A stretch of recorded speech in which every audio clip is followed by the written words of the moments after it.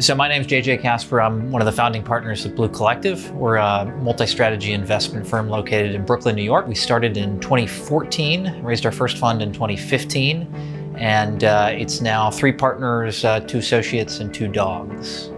We're about $100 million in assets under management. While that may, in the grand scheme of VC, feel like a smaller firm or a smaller fund, for a small team, that's a lot to manage. One of the biggest problems for us before using Equity Effect is that we had a lot of individual solutions for all the individual pieces of work and workflows that we were engaged in. None of them were probably the best fit, and none of them spoke to each other. The funny irony of the VC investors, the folks who are supposed to be, at the bleeding edge of technology, we're frequently doing most of our work in Google Sheets and Microsoft Office. There's a whole bunch of inputs and parties involved in this kind of continual cycle of getting our numbers right. Another thing that we liked about Equity Effect is all of those parties can be seamlessly connected to and integrated into the process.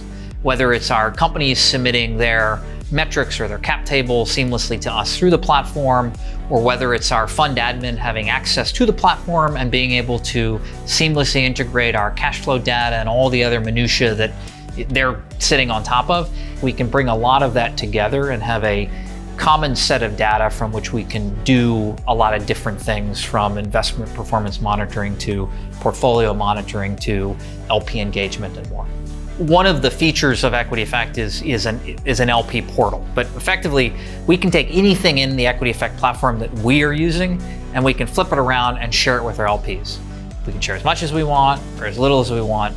We tend to be a firm that is highly transparent with our LPs, so actually we like the idea that we can share as much of that raw data, analytics, insights as possible with our LPs. It's a pretty clear story then that you're on top of your numbers, you're on top of your information, you're on top of your companies, because it's just all right there.